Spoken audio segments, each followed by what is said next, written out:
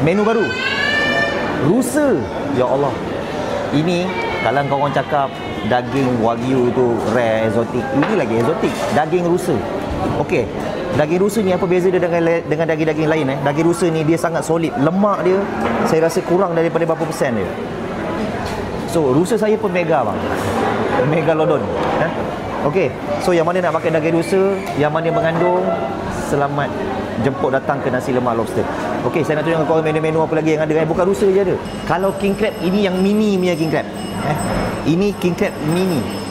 Mini love 498 yang untuk 3 kaki ni. Nanti kita taruh 2 nasi lemak. Beras basmati sambal mak-mak mini. Okey, kalau yang ini pula digelar ketam salji Rusia. Ini barang daripada Rusia bang. Ini tak ada dekat Sabah, tak ada dekat lautan Cina Selatan, tak ada sebab dia duduk tempat yang bersalji, sebab tu nama dia snow crab. Ini dekat 1,5 kilo. 1,5 kilo.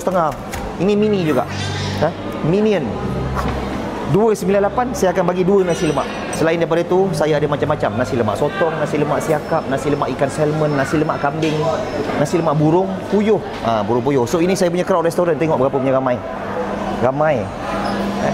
Orang Malaysia, Singapura, Brunei, Indonesia pun ramai kat sini.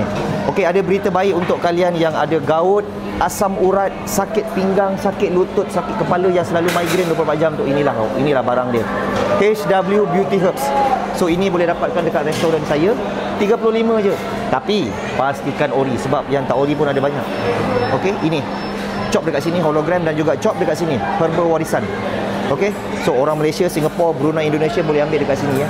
Okey, dan tolong komen. Oi, ada lagi. Tengok tu, ada lagi. 498 je bang. Ini yang nak kata kecil pun tak kecil jugalah. Tu. Yang ini tengok berapa banyak orang order. 498. Okey. Tolong tekan button follow. Support akaun saya, follow, share biar ramai-ramai komen. Salah ke tidak seumur hidup sekali makan king crab dengan daging Rusa? Kalau salah komen salah, kalau tak salah komen tak salah. Daging Rusa pun ada.